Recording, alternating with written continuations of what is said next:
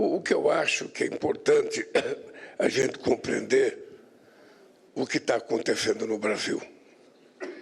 Nós vivemos num mundo, um momento político muito delicado. O mundo está muito raivoso. Não é o Brasil, é o mundo inteiro que está raivoso. Nós vivemos um sectarismo negacionista que a nossa geração não estava acostumada, e nós estamos vendo essa loucura digital que parecia que ia resolver todos os problemas da humanidade, criar problemas para a humanidade que a gente então não esperava que fosse acontecer. Graças a Deus, eu sou um cidadão de muita sorte. Toda vez que eu ganho uma eleição, os meus adversários dizem que o Brasil dá certo porque eu tenho sorte. Se aquele jogador do Corinthians tivesse sorte ontem, ele não teria caído e o Corinthians teria marcado aquele pênalti e a gente não teria perdido do Palmeiras. Então, ninguém quer um jogador que não tenha sorte. Ninguém quer um presidente que não tenha sorte. Ninguém quer um ministro que não tenha sorte, e muito menos um pesquisador que não tenha sorte. Porque no Brasil tem uma coisa engraçada. Aqui no Brasil tem uma coisa muito engraçada.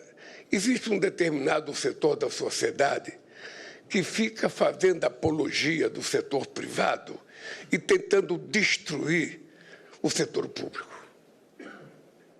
E muitas vezes as pessoas do setor público têm inibição de enfrentar esse debate. Quem investe em pesquisa nesse país, se não é o setor público? Quem? Aliás, o Brasil é o único país do mundo, Haddad, que não tem capitalismo de risco. Não tem. Porque qualquer empresário, por mais rico que ele seja, ele não colocará dinheiro do lucro dele no investimento dele. O capitalismo de risco é o dinheiro do Estado brasileiro.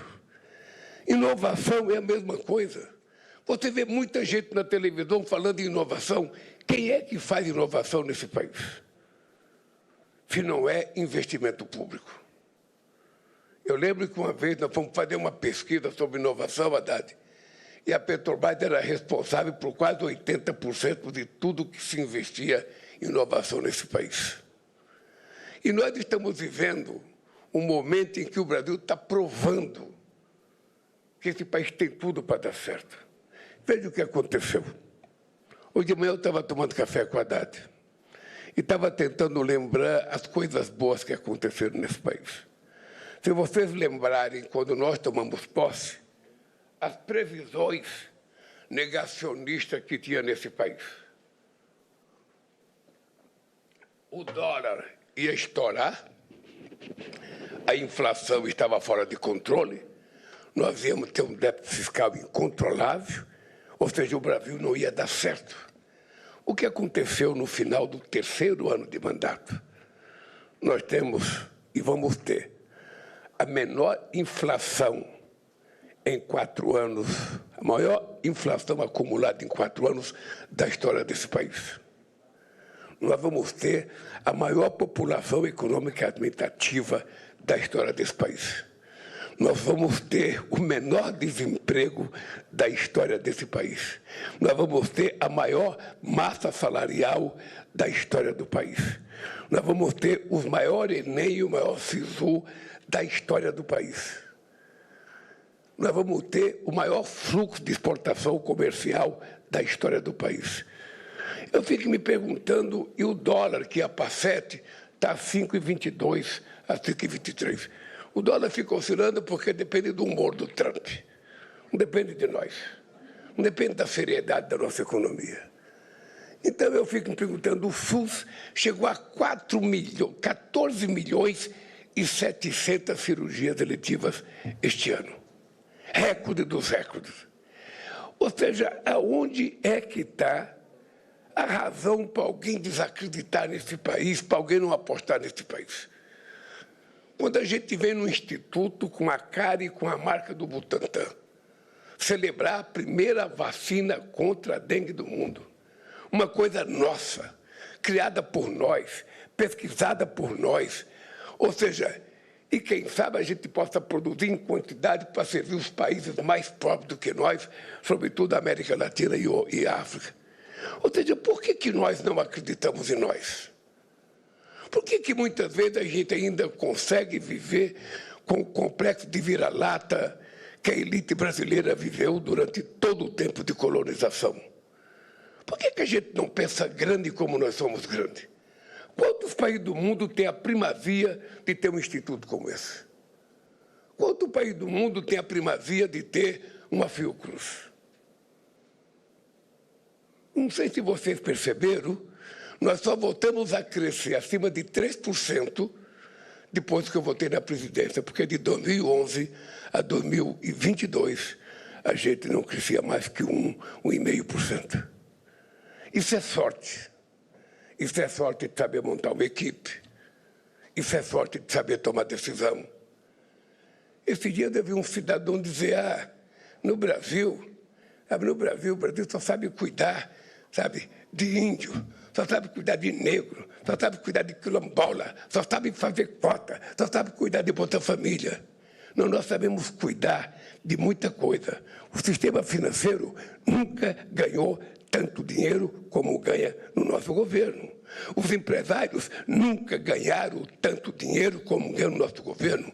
A indústria automobilística, que em 2011 produzia 3.600.000 carros, quando nós voltamos, estava produzindo apenas 1.600.000. E agora já está voltando a produzir quase 2.600.000. Tudo isso é sorte de políticas bem corretas, feitas coletivamente, para provar que esse país pode dar certo. Então, eu tenho agora mais uma coisa importante. Quando eu viajar, eu sou muito teimoso e sou muito tinhoso. Sabe, se o Trump conhecesse, sabe, o que é a sanguinidade de Lampião num presidente, ele não ficaria provocando a gente. Ele não ficaria provocando a gente. Porque ele sabe que a briga do Brasil com ele,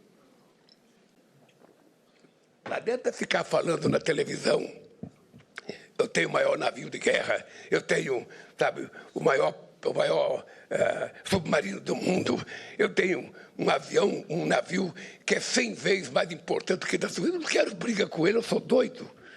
Vai que eu brigo e eu ganho, o que eu vou fazer? É que eu brigo, o que eu vou fazer? Então, a briga do Brasil é a briga da construção da narrativa. Nós queremos mostrar que o mundo não pode prescindir do multilateralismo. Nós precisamos provar no debate político que foi o multilateralismo, depois da Segunda Guerra Mundial, que criou uma harmonia entre os Estados e que permitiu que a gente vivesse em paz até agora, pelo menos numa parte do mundo. O unilateralismo imposto pela teoria do que o mais forte pode tudo contra o mais fraco, a nós não me interessa. Eu não quero ter supremacia sobre o Uruguai. Eu não quero ter supremacia sobre a Bolívia. Mas também não quero ser menor que os Estados Unidos ou que a China. Nós não estamos escolhendo entre China e Estados Unidos.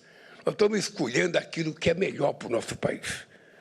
E se a China aceita fazer uma parceria conosco na produção de vacina e vai produzir a quantidade que ainda a gente não tem condição de produzir, por que não fazer um convênio com a China e produzir vacina para a gente atender a quem precisa tomar vacina? É este país que vocês estão ajudando a construir. É esse país desacreditado que nós estamos construindo em apenas 3 anos de governo. Portanto, a minha vinda aqui ao Butantã, e eu fico orgulhoso de dizer que nunca antes na história do país um presidente veio ao Butantã. E eu já vim 2 vezes. Ou seja, demonstra que eu tenho muita sorte, porque eu sei o lugar que eu vou. Eu sei os parceiros que eu construo. E eu sei com quem eu tiro fotografia. Por isso, fortalecer o Butantã não é uma decisão econômica para ajudar este ou aquele Estado. Ajudar o Butantã é ter apenas a primazia de dizer que a gente está ajudando 215 milhões de almas que vivem nesse país e que precisam que o Estado brasileiro invista. Não importa quem seja o governador, o prefeito, isso para mim é o que menos importa. Eu nunca fiz política perguntando que time que a pessoa torce, que religião que ele professa. Esses dias, eu estava dizendo para o Haddad, eu vi um cidadão na televisão dizer o seguinte: o Lula fica dizendo que o governo dele acabou com a fome. Acabou nada. Eu tenho fome de manhã, eu tenho fome no almoço, eu tenho fome na janta. Ou seja, é essa ignorância que nós temos que vencer daqui para frente. Porque as barbaridades que nós achamos que são barbaridades, muitas vezes as pessoas acreditam. Se vocês saírem na rua e vai na Praça da Sé e gritar, tem um elefante voando, um monte de gente levanta o pescoço. Fake news é isso. Fake news é isso. É por isso que nós lançamos o pacto contra a violência e a criminalidade das mulheres. Porque não é permitir que as mulheres fiquem elas lutando contra a violência se elas são as vítimas. Quem tem que criar um pouco de juízo e vergonha na cara somos nós os homens, que somos nós os agressores. Somos nós. E a agressão ela não vem de desconhecido, ela vem de conhecido. Ela vem do marido, ela vem do ex-marido, ela vem do namorado, vem do ex-namorado, ela vem do amigo de trabalho. Ou seja, então, ou a gente assume a responsabilidade de que isso é uma tarefa nossa, inclusive começamos a mudar a educação dos nossos filhos, porque se a gente quiser criar uma nova sociedade, a gente vai ter que investir na educação da creche à universidade. Vocês viram o que 2 adolescentes fizeram em Brasília com cachorro? Ou seja, que mundo que a gente está, em que a molecada utiliza as redes digitais para fazer bullying, para provocar menina, levando meninas até, sabe, a ser mutiladas. Que mundo que nós estamos? Então, eu acho que nós estamos tentando construir um mundo, sabe, de exemplos. Vai ser difícil, presidente, a gente cuidar de convencer a sociedade a voltar a tomar vacina como ouvia antigamente. Mas nós temos que ter a obrigação de não desanimar, de fazer campanha, de falar na escola, daí os professores falarem, os pastores falarem, os padres falarem, os políticos falarem, até que a gente convença as pessoas de que tomar vacina significa evitar a possibilidade de que, em algum momento, a natureza possa atrapalhar a vida de uma pessoa. É isso que eu estou fazendo aqui. Então, eu venho para dizer para vocês, enquanto eu tiver possibilidade de ajudar, não faltará dinheiro para a pesquisa, nem no Butantan e nenhum outro instituto de pesquisa desse país. Parabéns aos trabalhadores e aos pesquisadores do Butantan.